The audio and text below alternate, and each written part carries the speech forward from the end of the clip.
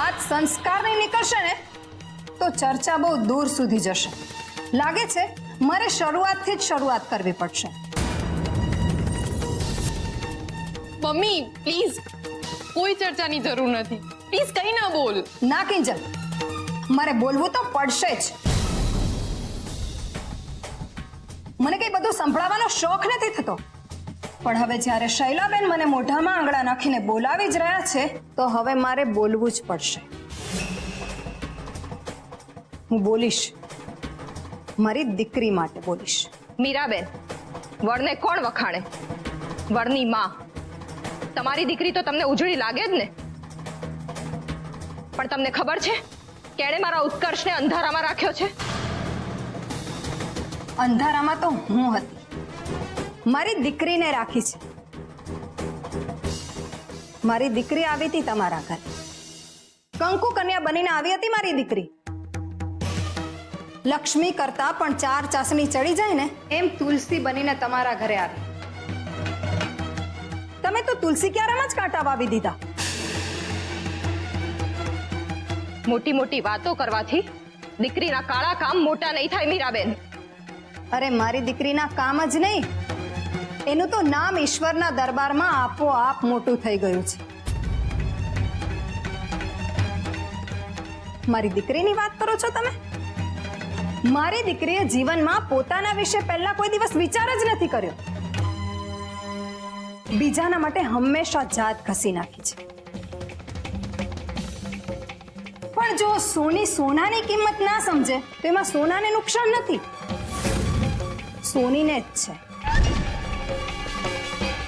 અને તમે તો આજે સાબિત કરી દીધું શૈલાબેન કે જો શીતળ દૂધ ખાટી છાશના વાસણમાં જાય ને તો એ દૂધ આપોઆપ ફાટી જાય છે. તો ભૂલ દૂધની ના કહેવાય, એ વાસણની કહેવાય. કારણ કે વાસણની યોગ્યતા જ નહોતી દૂધને સંઘરી શકવાની. ને તમે શું કહેતા હતા કે મારી દીકરીએ તમારા દીકરાને અંધારામાં રાખ્યો એમ? જ્યારે મારી દીકરી તમારા દીકરાના જીવનમાં આવીને ત્યારે એના જીવનમાં અજવાળું હતું જ ક્યાં?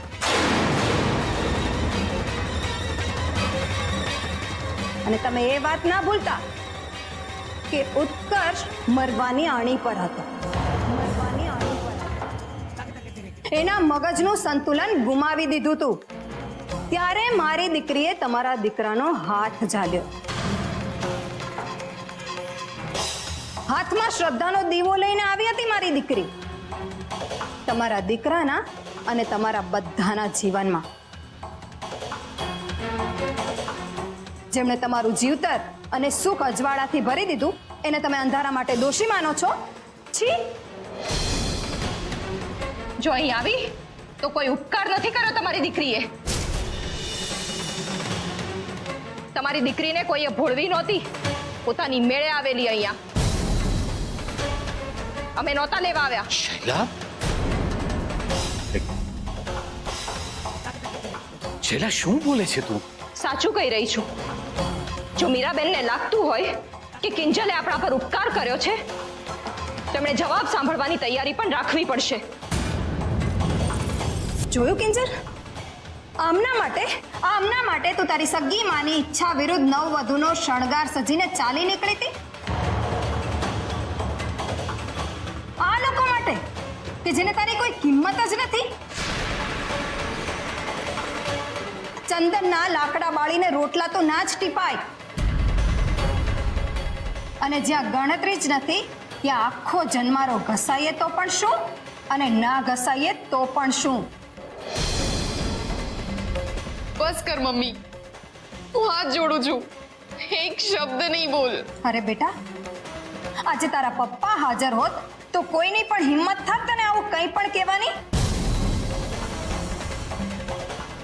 હું ધણી વગરની અને તું બાપ વગર, એટલે આપણે બંને છાપરા વગરના ઘર કહેવાય. અને જે ઘર છાપરા વગરનું ખાલી હોય ને એના ચોકમાં તો ગામના લોકો ઉકળો જ કરે. કોઈ કંકુ ચોખા લઈને તો ના જ આવે.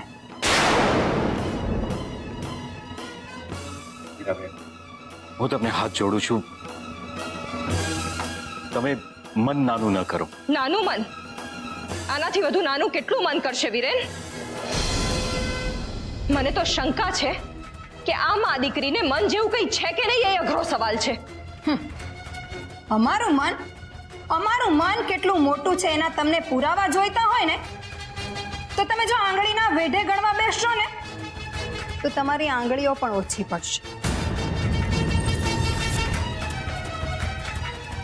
અને મારી દીકરીનું મન એ તો એટલું બધું મોટું છે કે એણે આગળ પાછળનો વિચાર કર્યા વગર તમારા દીકરાનો સાથ નિભાવ્યો. જ્યારે એના જીવતરનો દીવો ઓલવાઈ જવાનો હતો ને ત્યારે શ્રદ્ધાનું ઘી પૂર્યું. અને એની ચૂડી કે ચાંદલો ક્યારે નંદવાઈ જશે એની કોઈને પણ ખબર નહોતી. ત્યારે મારી દીકરીએ તમારા દીકરા સાથે લગ્ન કર્યા. તમારા પરિવારને પોતાનો પરિવાર ગણ્યો. તમને મમ્મી અને વિરેનભાઈને પપ્પા માનીને પૂજ્યા. આ ઘરની અન્નપૂર્ણા બની, ગૃહલક્ષ્મી બની. અને જ્યારે જરૂર પડી ને ત્યારે દોસ્ત બનીને સાથે અડીખમ ઊભી રહી. કેટલું ગણાવું તમને?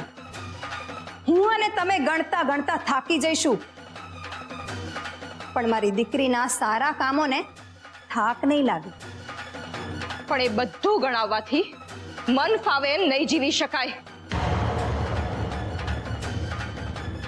મર્યાદા હોય, સંસ્કાર હોય, પણ તમારી દીકરી કિંજલે બધાના વિશ્વાસનો ફાયદો ઉઠાવ્યો છે ફક્ત. અરે વાહ, મારી દીકરીની સારપને તો તમે મૂર્ખાઈમાં ખપાવી. હવે તમે ફાયદા અને ગેરફાયદાનો હિસાબ કરવા માંડ્યા એમ? તો ચાલો હવે હું પણ તમને એની ગણતરી કરાવું. Mummy please. ફાયદો તો તમે મારી દીકરીનો ઉપાડ્યો છે. મારી દીકરીનો, એની આવડતનો અને એના પૈસા.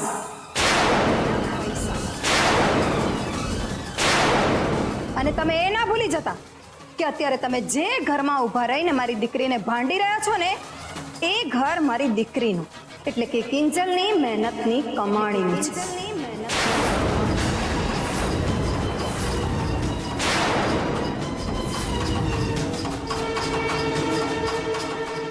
અને આ ઘર મારી કિંજલની આવકથી ચાલે છે.